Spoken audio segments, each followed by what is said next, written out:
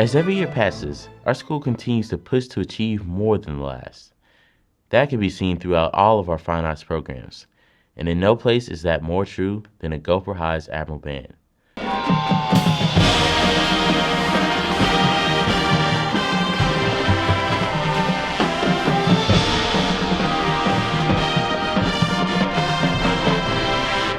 This year has been nothing short of incredible for the band.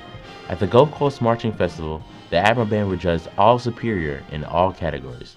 The band followed this up with great success at the Pedal Invitational, where GHS won Best Overall Music and Best Overall General Effect.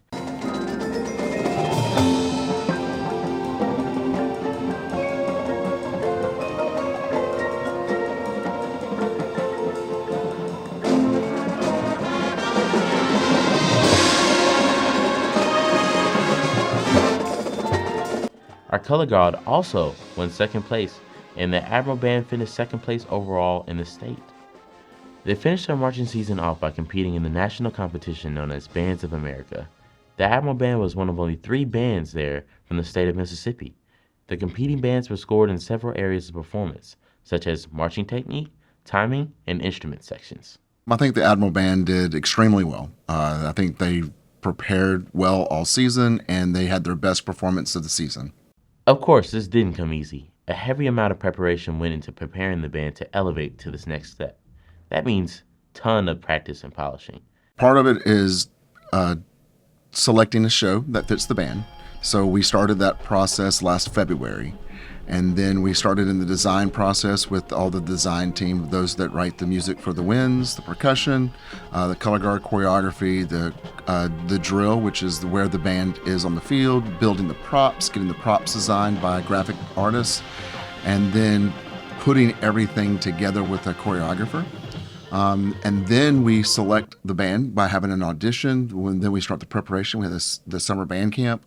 And then when school started, we started with our after-school rehearsals and just taught what was prepared, and then continue to push the membership and push ourselves as teachers to become better each day.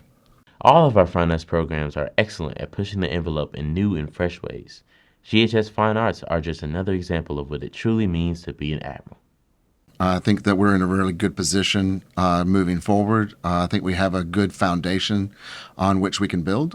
We have a lot of talent in the middle school programs that will be coming up for the next few years, and we have a lot of talent that's in our younger grades in 9th, 10th, and 11th grade to kind of continue what we've done and build upon that. So I think that I don't see any drop-off, and I see nothing but growth in the future for the Admiral Band.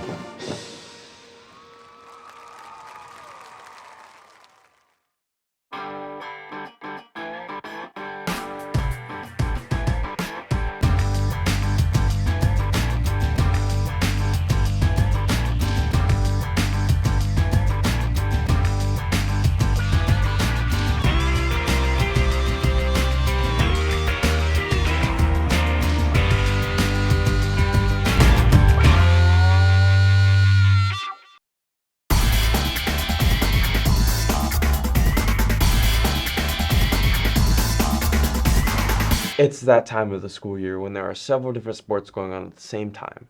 Not only are we still in football, but both basketball and soccer have started their seasons. Here's a look at some of the scores from last week. Last Tuesday, both the boys and girls soccer teams traveled over to St. Louis to take on Bay High. The Admirals came back with the win, defeating the Tigers 3-0. The Lady Admirals also got the win, trampling the Lady Tigers 6-0. Looks like this season is going to be some great soccer for Gulfport High. In basketball, the boys are 2-1 on the season, 1-0 in region play. On October 27th, the Admirals got their first district win over D'Iberville, 73-51. On the 29th, they defeated Oak Grove here at the Burt Jenkins Gym, 83-41. Last Wednesday, the 2nd, the boys traveled up to Meridian and came up a little short, 50-55. Lady Admirals also got a win over D'Iberville by a score of 54-41. However, they too came up short against Meridian, taking a loss of 43-47.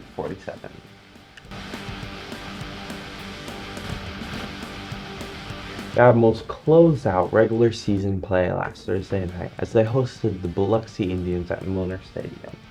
The Admirals took the lead early, but Biloxi quickly answered and jumped ahead 12-7. The Admirals came alive, grabbing an interception leading to the go-ahead touchdown. The defense continued to shut Biloxi down with first a ground-shaking sack and then another interception. The Admirals sent the Indians back to Biloxi, defeated. That final score is 33-24. As I said, that ended the regular season, but we're not done with football just yet. The Admirals will be matching up with the Warren Central in the first round of region playoffs this Friday night at our home field in Milner Stadium. Whether in the Burt Jenkins Gym, over at the Herb, or the Lindy Callahan Field in Milner, there are tons of opportunities for you to come out and support your Admirals.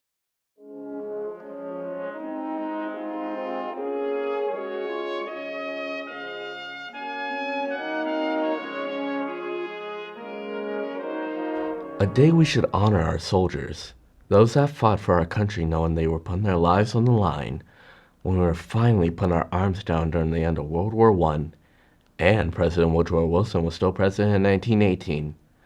That day was originally called Armistice Day. Regrettably enough, it wouldn't last long when the Second World War broke out, so we have decided to make it a day to honor the lives lost on the front lines. What would now become known as Veterans Day, celebrated every November 11th from here on out. That was a small look into the history of the federal holiday, but now we wonder, how many students here on our campus actually know about the origins of this federally recognized holiday? What was Veterans Day originally called? Armistice Day. Veterans Day. Armistice Day. I don't know. Armistice Day.